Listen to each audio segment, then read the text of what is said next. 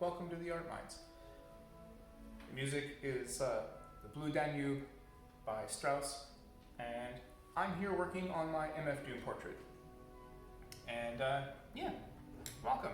It is a cold and muddy and disgusting day outside, so I thought I'd hang out in the marginally warmer art studio to make some progress on this chunk of the painting.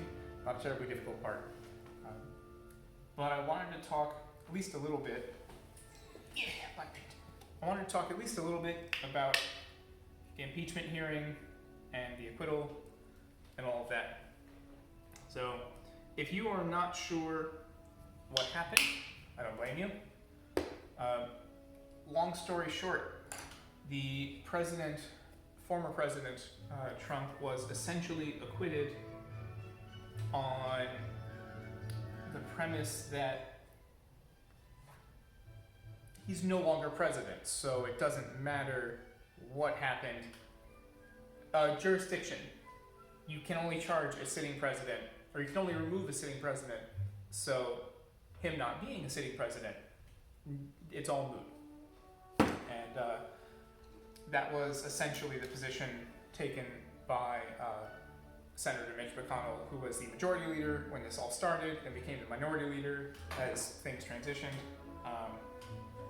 What makes it so frustrating is that two things happened to put them in that position. I have a hard time arguing with you're no longer president, so you can't be removed. The other part of the impeachment is you are no longer qualified to run again. You are disqualified from office. So my big complaint is that two things work together, and I use that word specifically, to put Trump in the position of no longer being president, therefore can't be prosecuted for anything.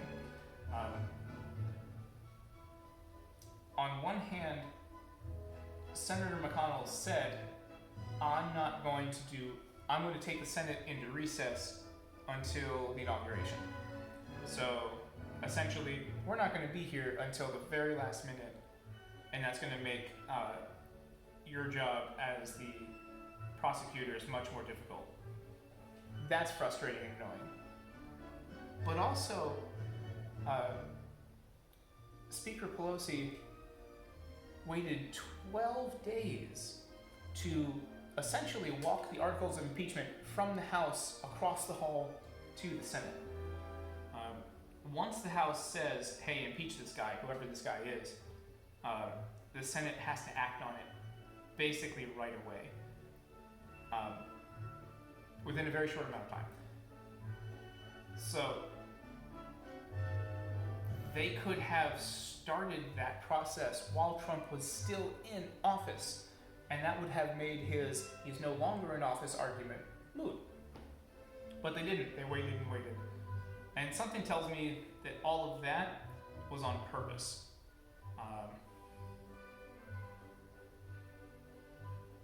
I have a real hard time believing otherwise.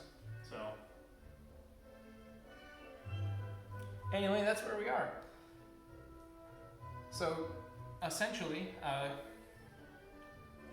Trump lied to all of his followers and said, hey, this was all stolen, come fight about it.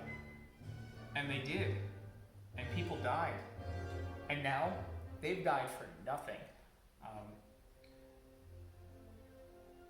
The worst part about it is, besides the loss of life unnecessarily, is now there's precedent for someone getting away with doing whatever they want in the last little bit of their term, because I'm not in office anymore. What are you going to do about it?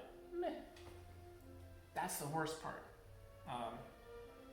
They're calling it a January exception. It's like senioritis for kids, It's the last week of May.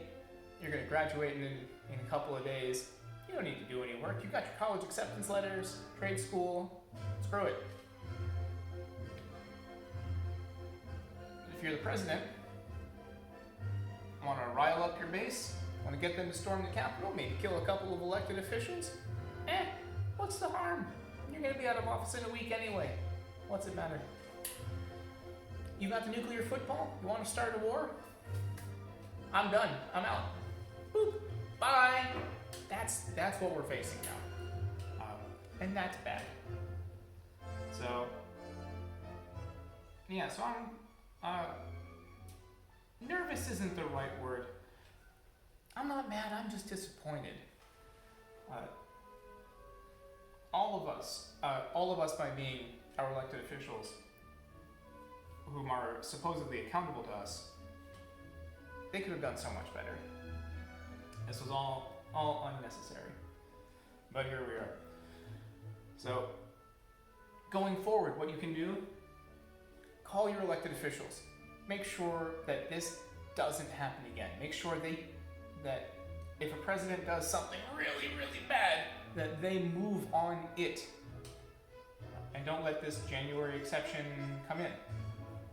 Because that's what it is.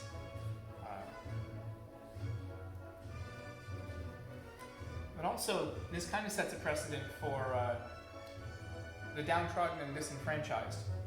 Because now, they've shown that you can storm the Capitol. Not just protest, but storm the Capitol. And nothing's really going to happen. Your leaders can leave. I'm not in office, not my problem. You know, a couple of people have gotten arrested, faced some charges. Yeah, that's how it goes. But there's still a large number of people that feel entirely disenfranchised by the vote and by the whole process. And now they feel their only recourse is violence. So that's an unfortunate time. So talk to your elected officials, make sure they know you're paying attention, that your vote is contingent on what they do.